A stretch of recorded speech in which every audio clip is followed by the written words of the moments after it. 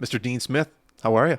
I'm very well. Thanks for having me. Welcome to the studio/basement. I very much appreciate it. You must be one of the busier guys, like I was saying when you walked in right now in the hockey world in Nova Scotia for sure, but the demand is high for you, so I appreciate you taking the time to come here. Yeah, it's my pleasure. I didn't realize how busy this award would make me, but it's been quite busy the last few days. Oh yeah, like who's been reaching out? Just Well, a bunch of media interviews for sure, and then friends and family, and then people I haven't heard from a very long time reaching out to say congratulations. So it's overwhelming and humbling at the same time. so day-to-day operations.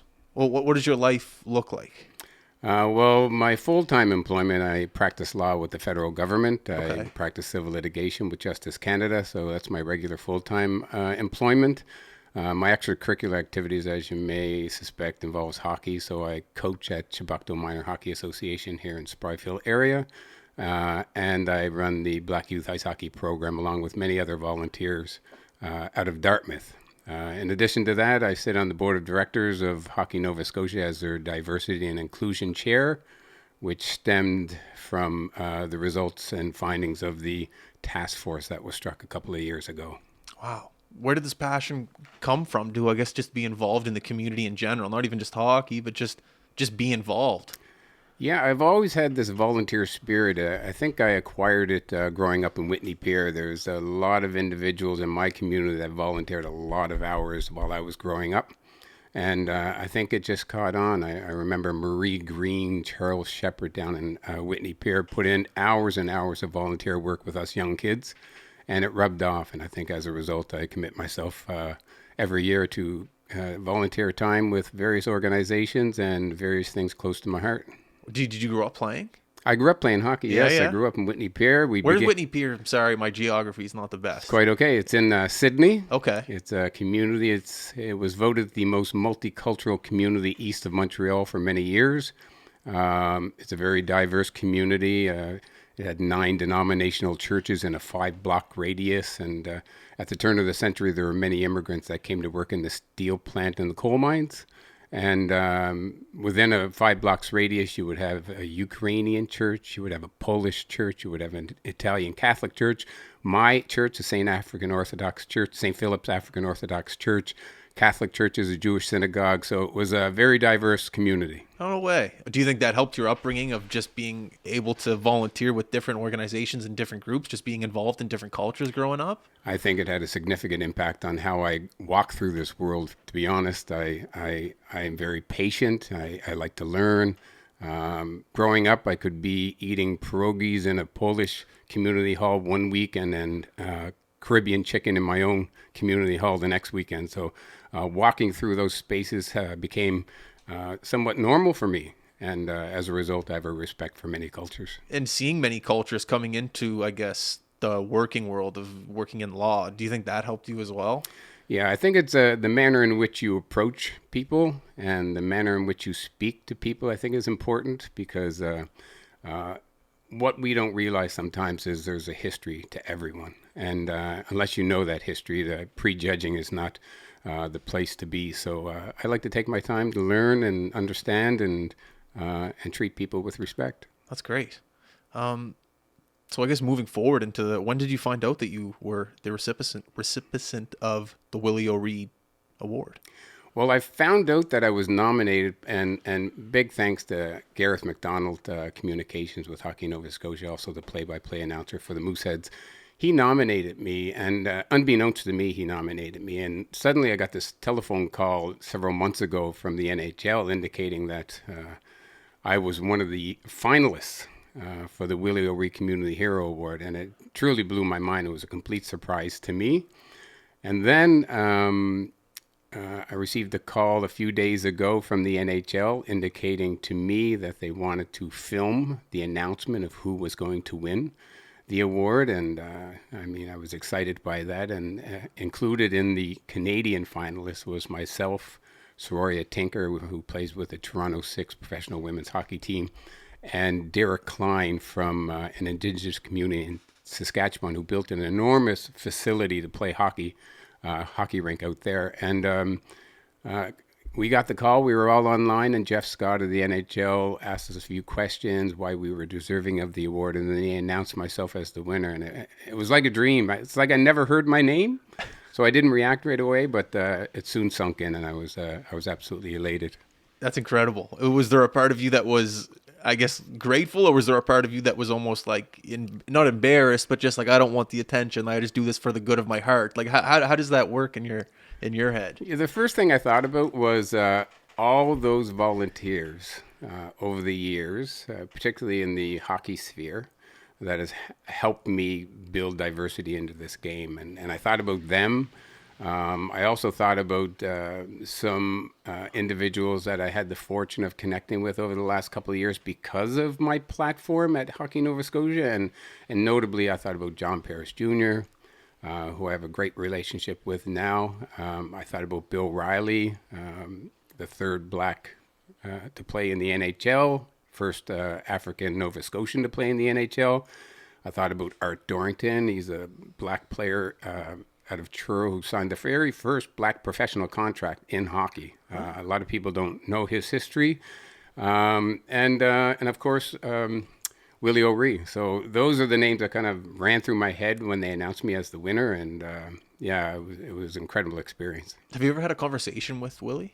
I have. In fact, I took my youngest son, Jade, when he was younger, to a conference at St. Mary's University, and Mr. O'Ree was present at that conference along with the St. Mary's All Black Line.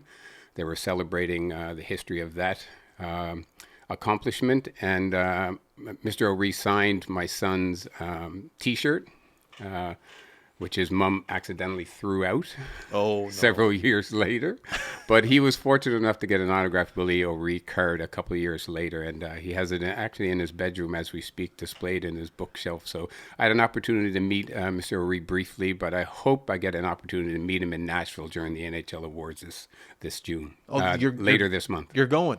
Yes. Wow. Part of the award is that they fly myself and family down to Nashville, Tennessee. I've never been, where the NHL awards are taking place as well as the NHL draft. So my family gets an opportunity to attend the NHL awards. I don't know what they have in store for me there, whether they'll bring me up on stage with the American winner, which will be announced on that day. The 26th. On the 26th of June.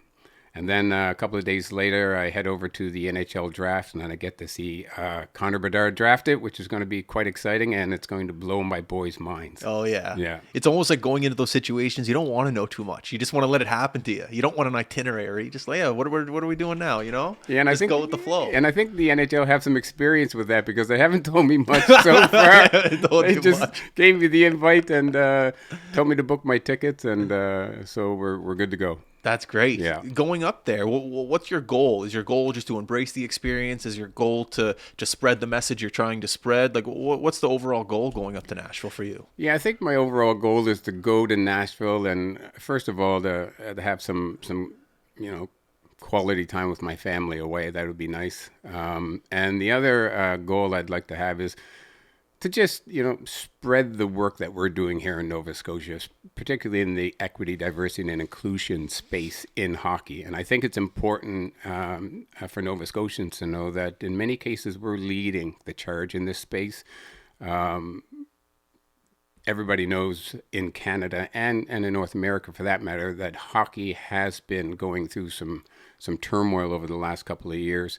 And a lot of people don't realize that Hockey Nova Scotia has been at this work for the last 2.5, 3 years, preceding the controversy that has developed in the last year and a half. So Nova Scotia is leading the charge in the ED&I space, and we're building safe spaces, and we're trying new things. For instance, the Black Youth Ice Hockey program that we run here, we've been running it for the last 15 years, dedicated to African Nova Scotian kids ages 5 to 10, trying to get them into hockey.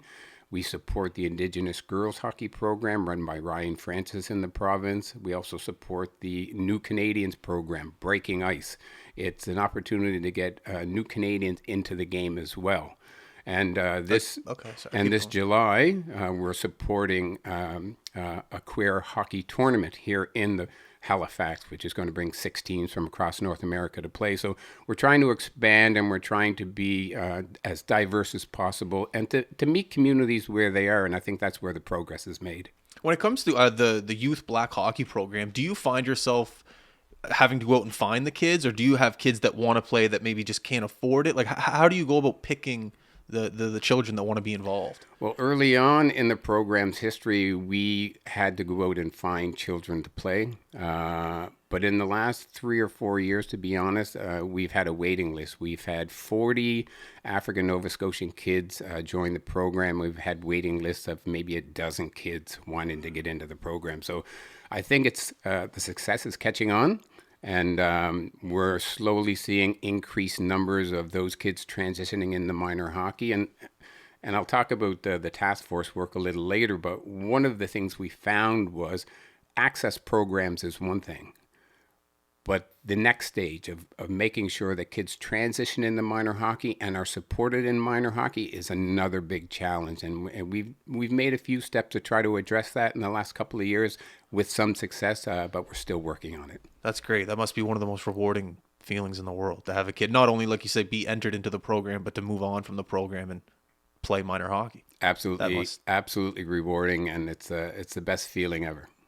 Also, I always find sport just to be great with life. It doesn't matter if you're playing hockey, whatever sport, but just to move on from a certain sport and go on into life, learning lessons from it.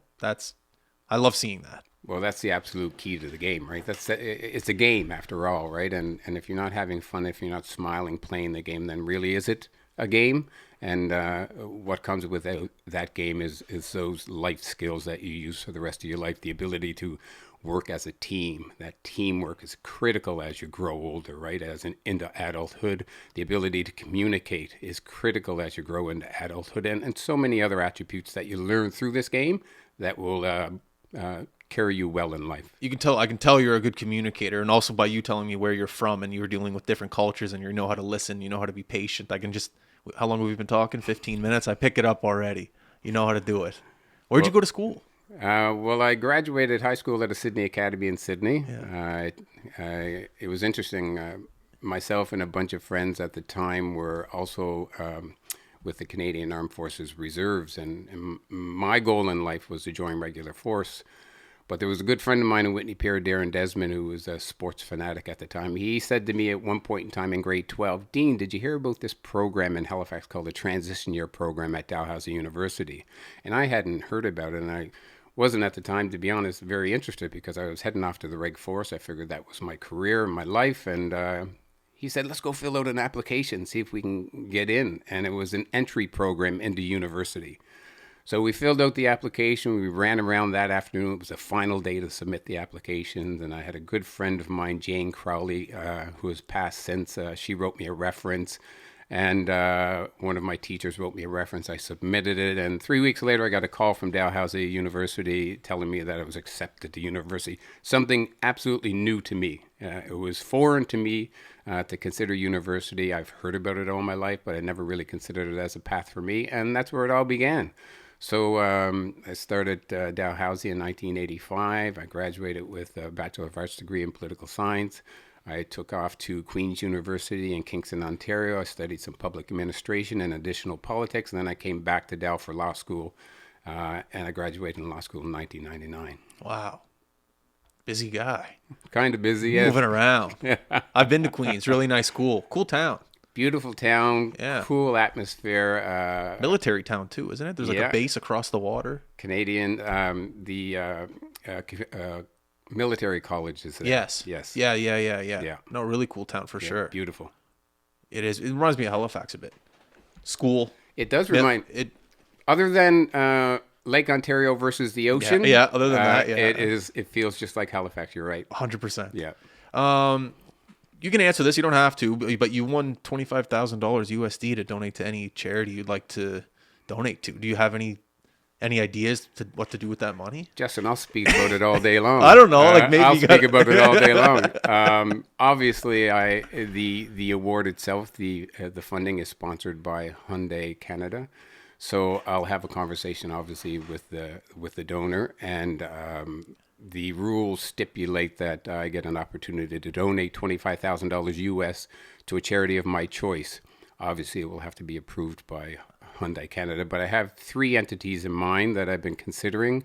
Obviously, near and dear to my heart is the Cape Breton Boys and Girls Club of Whitney Pier, where I spent a lot of time as a youth. Spent a lot of time hanging out and playing pool and learning how to grow.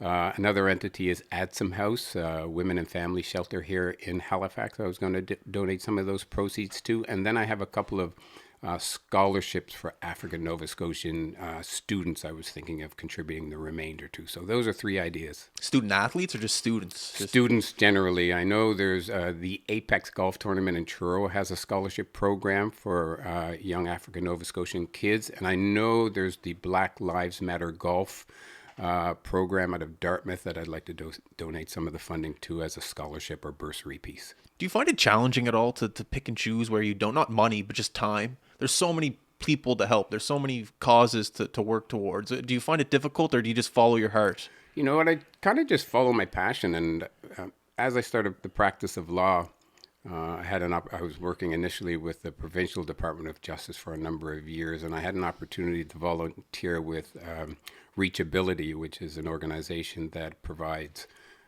services to persons with varying abilities. I was able to offer pro bono legal services to them for free for a number of years. So I did that, and that was a passion of mine.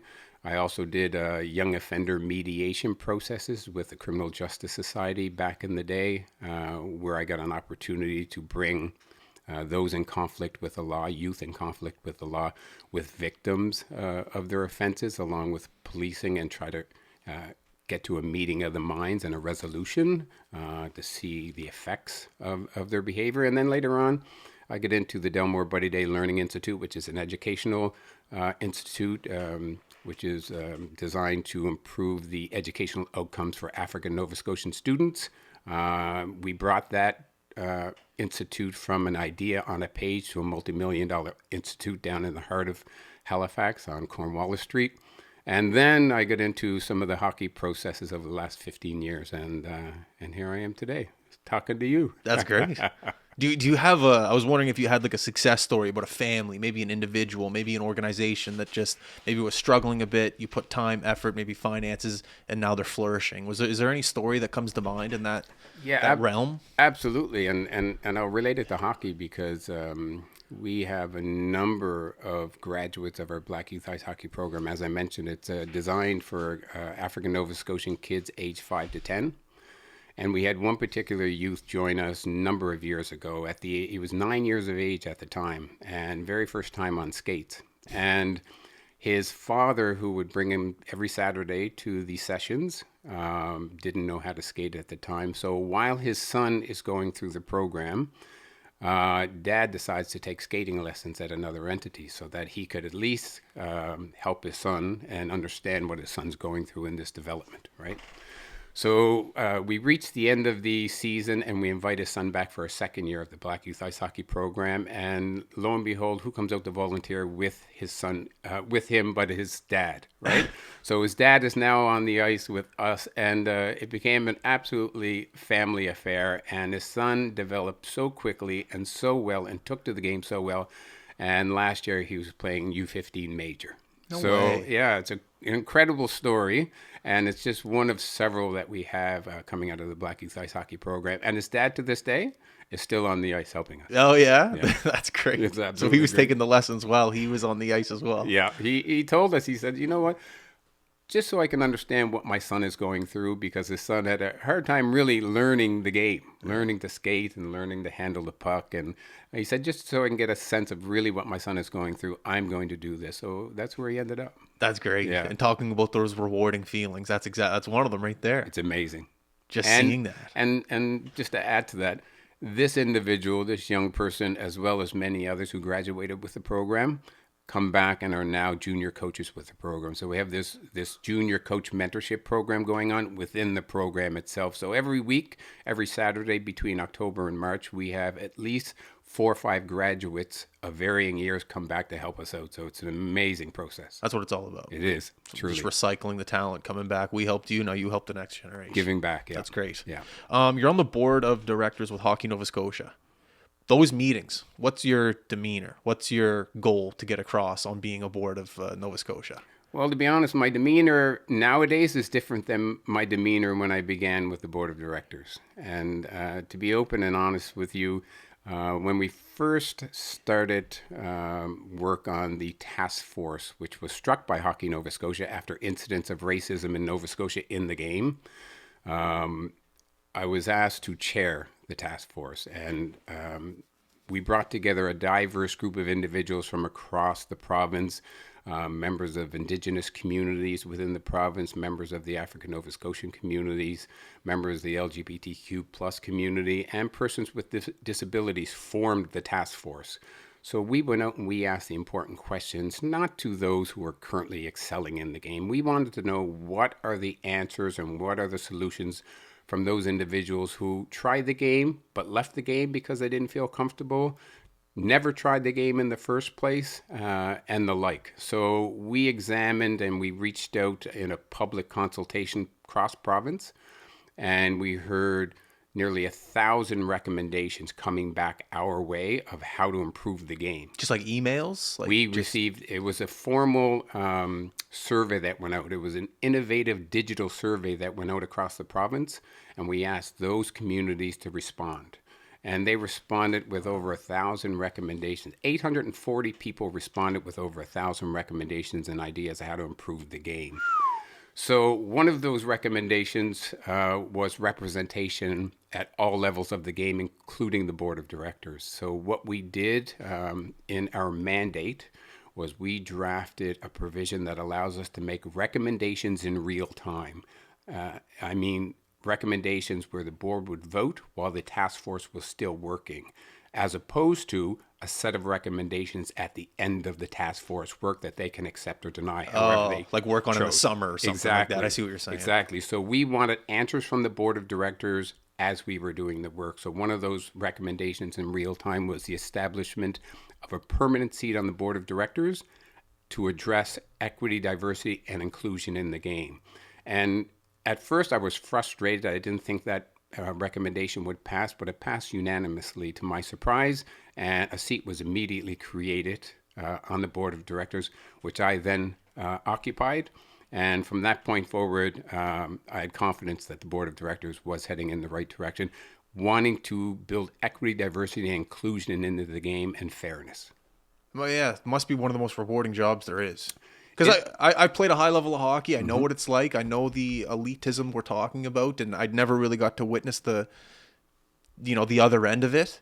But you hear stories, and I'm not going to sit here and make lies. Like, there was a part of me that turned my head and just kind of focused on what I was doing. But as we get older and you learn about other people and you start to care about other organizations and things like you're dealing with, it's great to know that there's people out there caring about the other side. Because I wasn't one of those growing up. And just to add to that, Justin, and I appreciate your candor in that, because for one thing, I know that the majority of people in hockey are great people. There's no doubt about it, right? I also know that there's not one single individual of color playing this game today that I know, that I've had conversations with, and there are dozens and dozens and dozens, that hasn't experienced multiple incidents of racism that shook them to their core. Okay, so that's a fact, right? Every single person of color I know has endured this at all levels of the game, right up through junior hockey, right? Have endured this. So those are a couple of the facts that we're dealing with. But I'm also not naive to think that this is going to be rectified or corrected in a week, a month, or a year. The culture in the game developed over decades and decades and decades, and it's going to take time to dismantle, right? So we are trying to be strategic and methodical about how we go about it. Therefore, we build some programming, right, to introduce this game to those individuals who have been traditionally underrepresented in the game. We also build that next step where they can be sustained in minor hockey and then excel in the game, as well as building diversity into boards of directors, building diversity into ownership, building diversity into officiating, all levels, right? It takes all levels because there's nothing worse we could do to an individual in many cases than put one person of color in a single dressing room, right? It's not supported. So the greater numbers that we can build into the game, the more support is naturally there, and the more success can be built from that. So those are some of the small steps we're taking, but we're not naive to think it's going to change in a day. Yeah, I'd love to read some of those emails that got sent in, 1,000, 800, whatever you said. I'm sure you guys have ideas, but to get 1,000 ideas at once, it's like, oh, I didn't think of that. That would have been a cool thing to implement. I don't know. That's just, it's a lot of information coming at once. It would have been cool just to kind of see some of the things people were saying. Well, today's your lucky day because I brought you a copy of the Diversity and Inclusion Task Force final report. And within this report, you'll see many of the recommendations that came from the public about how to improve the game. So, yeah, I'd love to look at that. What do you have on top there as well? Well, this is in true Afrocentric tradition. Whenever my community is invited to an event or to a special occasion, in true Afrocentric tradition, we bring a gift. So I brought you a gift today that was gifted to me. It's a card of Willie O'Ree in honor of the award. Wow. Thank you very much. That is My unbelievable. pleasure. That is one of the cool. I'm not like a huge card guy, but I am a history guy. And having this is history, and it's going to stay in the studio, and I'm going to look at it. Awesome. Oh, it has his stat line and everything too. Boston Bruins. That's awesome. Thank you very much. I appreciate that. Thank you. You're very welcome. Where did he grow up? Yeah, Amherst? Fredericton. He's a Who's Maritimer. Bill Riley's out of Amherst. Yeah. Bill, I knew there was a connection in Amherst, Yeah. but Mr. O'Ree is from Fredericton. Yeah. Where does he live now? He's in San Diego, California. Oh, is he? Yeah. Think a golfer. Yeah, he is. I think he was a golfer. I think he was. Yeah, yeah. I know John Paris Jr. is a golfer. Oh, I yeah, can't remember if Willie's a golfer or not.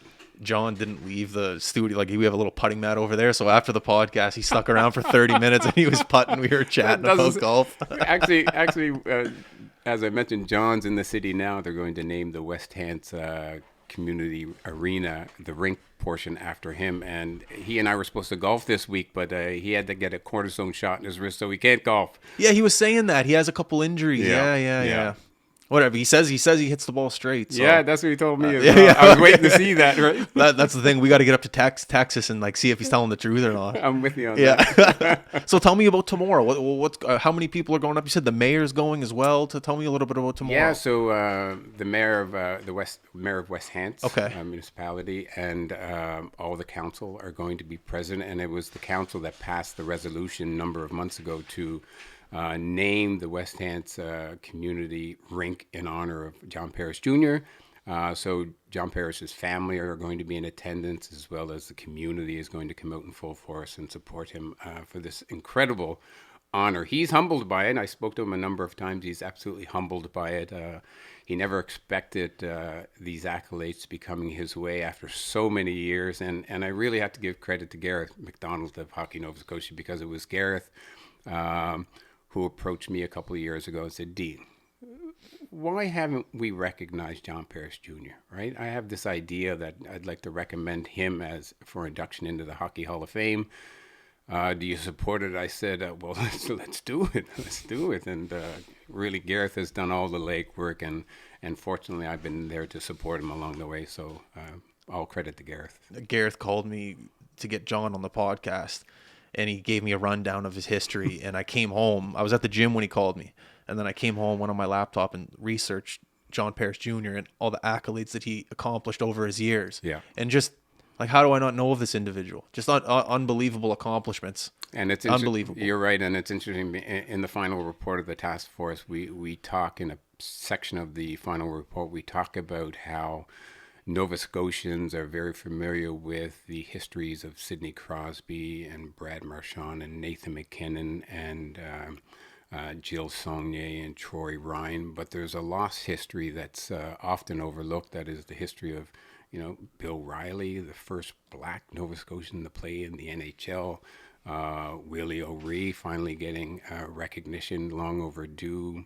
John Paris Jr., Art Dorrington, the Colored Hockey League of the Maritimes, right? That existed between 1895 and 1930, boasted more than a dozen teams, traveled the provinces to sell out crowds. So, in honor of that league, we created a game every year in February during African Heritage Month to honor that league. Yeah, Tanner plays in that. Yes, Yeah, that's right. yeah, Tanner does play yeah. in that. And one of the recommendations you'll see in the final report is to find ways to celebrate, honor, and to highlight this lost history, not only of the Colored Hockey League, but of individuals, as I've mentioned. Do you know anything about the line St. Mary's, the all black line? I think that's one of the cooler things.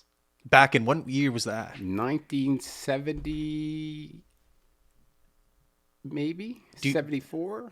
do you know anything about the individuals on the line? Yeah, well, John Paris Jr.'s brother, Percy Paris, was featured on the line. A relative of mine, Daryl Maxwell, out of Truro, was No featured way. on the line. Yes, and it wasn't Manny MacDar. Manny was another first. I'll have to. No worries. Yeah, I I'll have to find apologize the for. third. No, it's quite I should okay. have prepped you. I should know, but But in the 70s. yeah, In the at 70s. St. Mary's At University. St. Mary's University. Yeah. That's pretty cool. It was absolutely amazing. Bob Dawson. Bob is the third Dawson. one, and it was absolutely amazing at the time. And St. Mary's celebrated them a number of years ago for that accomplishment. So Are they all from the Maritimes?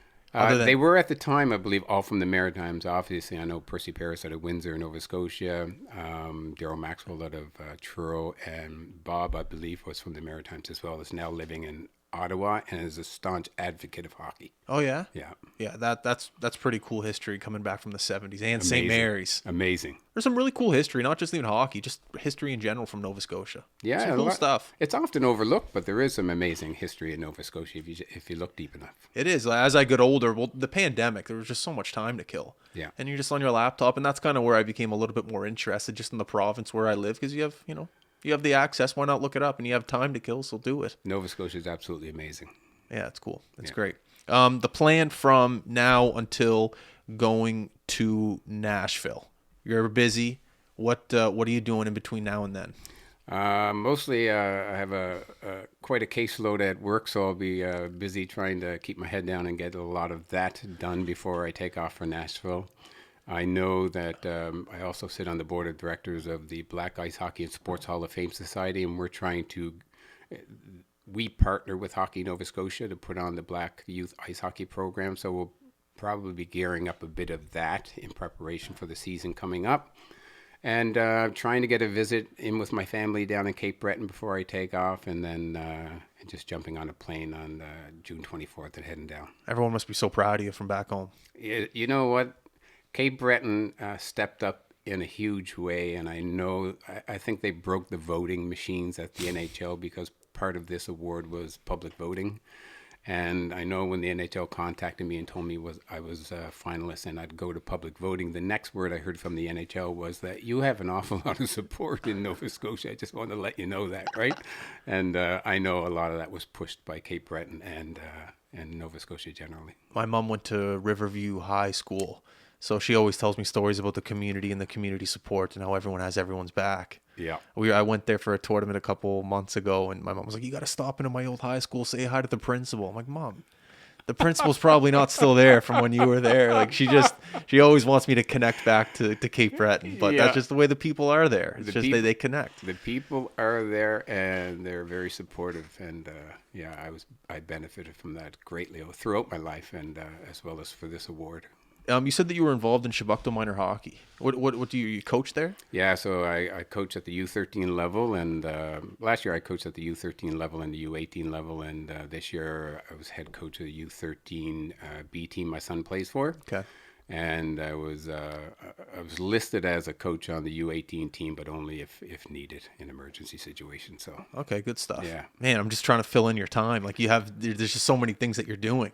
it's interesting when you have a passion for stuff, you sort of don't get tired of it. Yeah. And that's the way I feel with hockey, and just trying to make better spaces and more welcoming environments for young kids. I've heard too many horror stories of kids being subject to coaches that aren't treating them fairly. Even sometimes the parent group isn't the most positive experience. So I just try to build more positive experiences for young kids so that they remember hockey as a highlight of their life, right? Yeah. And anyone who's gone through hockey and really feel the value in the game. And this past year, our U13B team, I mean, we've had a plus 500 record for the season, but the difference was every kid came out of there laughing, smiling, having a ball, right? Yeah. Having an absolute ball.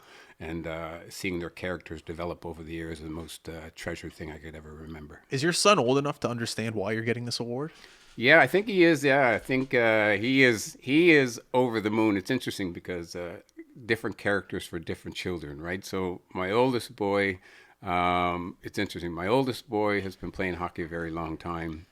Uh, he loves the game. He's a good hockey player. He could care less whether he's playing hockey or reading a book, right? But he wins all these championships, right? He won the Eastern Shore Championship there with his team this past year.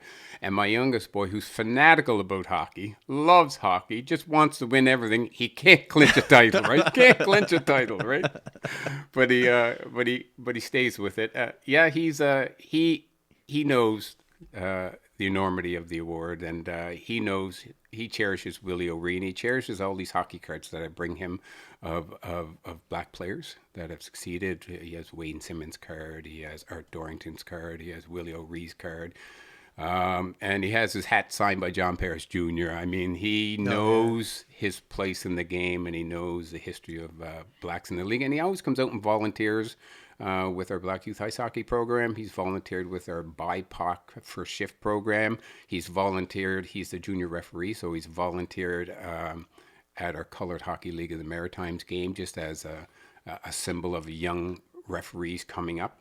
How old is he? He's 12. You can ref at 12? Yeah, you can do a junior reffing program. You can do U9 and U7 games, which is the half ice games. Oh, the Tim Hortons boards. Yeah. So you can do those games, and then the next stage is the next clinic will allow you to do U11 and up. No way. Yeah.